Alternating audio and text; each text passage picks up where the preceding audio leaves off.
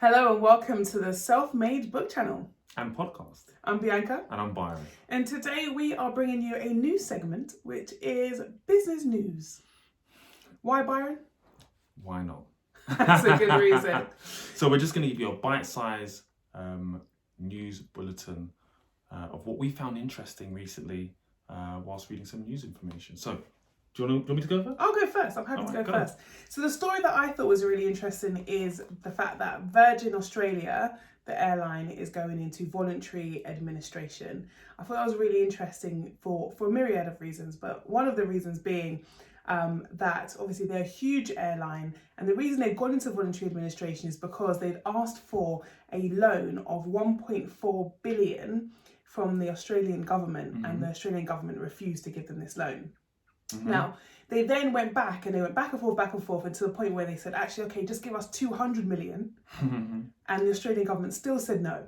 And basically, the Australian government's perspective on it is they're not going to give billionaires money to help fund their business. Okay. Which, I can understand some Yeah, people. there's an argument there, but okay, go on. However, tell the story. I think there's an assumption that Richard Branson is Virgin Group, so that means he's the key shareholder here, but actually he only owns 10% of Virgin Australia. So the rest of Virgin Australia is made up by Singapore Airlines, Etihad, and a few other investors. But actually, I think because it's Virgin, it's got Richard Branson's name all over it, he's actually offered to put up his island, Necker Island, up as collateral. The island is worth 80 million. Okay. So he's offered to put that up as collateral. But they still said no. Wow. So for him to put that island up as collateral is obviously illustrative of the fact it's a loan, we plan to pay it back, but they still said no. And if the company, the idea currently of it going into voluntary administration is that it will have an opportunity to change its company formation, restructure, and come out of this better. That's the hope and intention.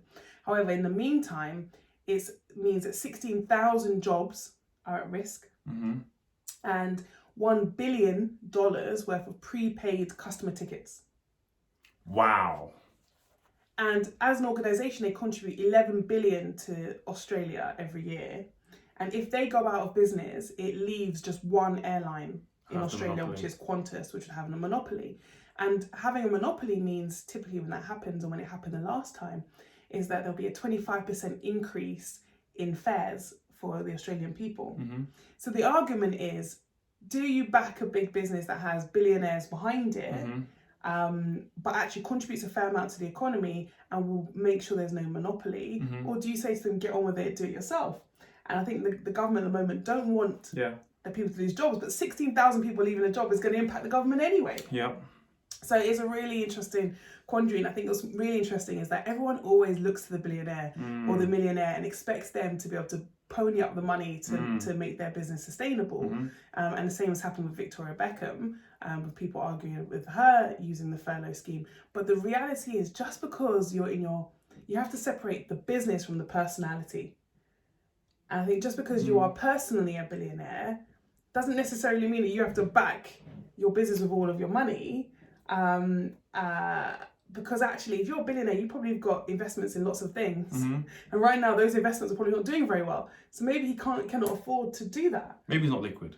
Maybe he's not liquid. You wouldn't put your asset, your island maybe up. he's not liquid. I think that's the short of it. Yeah.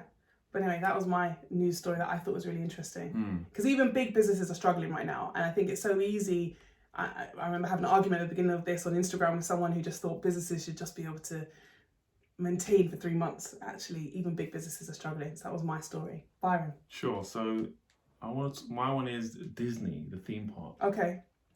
So Disney, the theme park, are going to axe pretty much 100,000 employees. Right? So to put that into perspective, I looked at how many employees Tesco has. Right. That's 300,000. Okay. Worldwide. So what in the UK? Okay. Right. So Disney have 100. They're not paying 100,000 employees moving forward to reduce their cost by about 500 million. Wow. Per month. Right? Immediately, with immediate effect. Immediately, right? Okay. And their revenue, I was so surprised, they're turning over 7 billion. Yeah. Wow. A theme park. right? And it's made up of a number of different things. It's not just a theme park, merchandise, hotel. I'm sure. There's a whole array of different things. But being closed during this peak season, summer's peak season. Is their boom time, right? Right. But obviously you can get a dividend share from them as well. So that they are considering having restructuring the dividend payments even. So I thought it was really interesting that, you know, even a company such as Disneyland, or Walt Disney or Disney, depending on which arm you're looking at, are having to take these measures, and then they are taking further measures with other elements of their business in terms of reducing staff payments by 75%.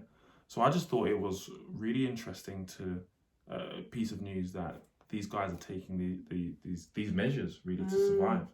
So that was that one. Next, and I can imagine like Chessington, all the other UK ones must be having similar problems. Absolutely. All right, so my next one was on retail, and basically, so Cath Kidston has decided to close all of its stores as of today. Well, that's yeah, I thought you might ask that, but anyway, it's a brand that we have never purchased from, clearly. Okay. Anyway, they closed all of its stores for good. What do they sell? It's not relevant to my story that I'm getting to. So they've closed all of their stores for good. John Lewis have furloughed thousands of their staff, but Primark are the one that I think is a really interesting story. Primark were making sales. How much do you want to take hazard a guess on how much Primark was making each month? No. Okay, good. I think that's a good answer. 650 million in sales each month. Yeah. And obviously Primark don't have an online platform. So where John Lewis have managed to pivot, compete, and at least get some online sales, which doesn't make up for their store sales, of course, and their retail sales, but at least they've got some income. Primark have gone from 650 million a month to zero. Yeah. So if we just look at that for a second, crazy. It's just crazy that why do they not have an online platform? Well, this is what I'm thinking. And I wonder if that is going to be their move, that now they have to create an online platform. I think it's fast fashion, people get in and get out, but why would you? So does instead of going to the shop, just order it and get it delivered to your house. Yeah. So I wonder if they're gonna. So AB Foods is the people who own Primark, and Primark basically make up a large majority of the money that they have coming in on a regular basis. So, you know, they're looking at what they do next, and they would have made everyone redundant if it wasn't for the furlough scheme. So we have to be happy about that furlough scheme from their perspective. But they have cash reserves of 801 million, and they've just managed to acquire a loan from the bank of 1.09 billion. And they've drawn down that loan in case banks don't have cash in the future. Interesting. And they've also threatened basically not to, or they've said they are not paying any of their landlord fees. They're not paying any rent for any of their commercial spaces right now because they just don't have the liquidity to be able to do so. So yeah, just a really tough time for the high street, but on the other side, quite an interesting time for entrepreneurs and online businesses, you know, to start selling direct to consumer. That was my story. Next one I've got is a bit of a fun story. We like a fun story to end on. So it's Grant Cardone. Okay. So those of you who love a bit of Grant. I'm sure most of you are familiar with Grant Cardone, entrepreneur, author. You know, he's famous for his lifestyle with his private jets and so on. But his worth, I was having a look at his net worth, and it fluctuates depending on where you look, and you know there are numbers thrown around from 700 million and so on and so forth. But that's not the important part. What was really interesting was he did a video and he said he's going bankrupt. So Grant Cardone is going bankrupt. And I saw this video, I was like, he's far too happy. He's having too much jokes about it. And he said he's gonna, he's selling off his jet, he's selling off all the apartments because he has a property portfolio. It's an equity share property portfolio which allows people to invest in it, and he's got like 1,000 units or whatever the number is. And he said he's going bankrupt, and the news spread like wildfire. And I'm like, no chance. There's no way he would announce that in that manner, and it's too sudden. Yeah, there's so many things you can do, and he's on a far greater scale than I am. There's too many things you can do to buy him time, and it's only been 1 month, yes, right? Because of what he has, which is stock, which is property, right? So I was like, no, I'm not buying it. So you know, the news spread like wildfire. And I think there were so many people who were happy to see him announce that he's going bankrupt. Anyway, the next day he then announces, a couple of days after he announces, it was all a joke. And he's decided to post that because, you know, Kevin Hart told him something that was really interesting. And he said, bad news travels fast. Faster than good news. Yeah. Bad news travels faster than good news and travels fast. Yeah. And at the moment, because the market is so noisy with COVID, with crazy presidents and all sorts, he said, you know what, let me give them some bad news and let them talk about that. All of a sudden, he literally, like when he gave that bad news, everyone's talking about him, everyone, you know, his following's increasing.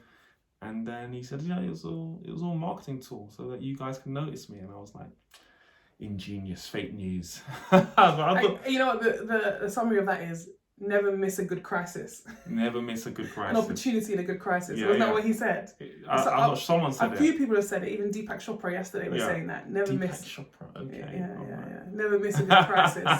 But he used it as a marketing tool. Yeah. So there were my one factual and one fun bit of news. We hope you guys enjoyed that. We're gonna keep these under 15 minutes. I know Bianca likes to speak a lot, so we'll try and keep it under 10 minutes next time. But if there's any news stories that you think is interesting, please drop us a note and we'll try and cover it. We're doing these weekly on a Wednesday, so make sure you tune in, hit the alerts. We're sort of going on across all platforms, but YouTube will be the first place. So make sure you hit the alert button and subscribe and tell a friend, share it with someone, and let us know if you want us to be a bit more serious about this. We probably won't be, but I mean, there's a lot of serious news out there. We're trying to bring you some interesting news and break it down and make it really tangible and interesting. So absolutely. So this will be the first of many every week. So make sure you tune in. We're doing content on Monday, Wednesday, and Friday. So make sure you tune in and enjoy. Like, comment, subscribe, and share. I've been Bianca. And I'm Byron. And self-made is success. Bye, guys. Bye-bye.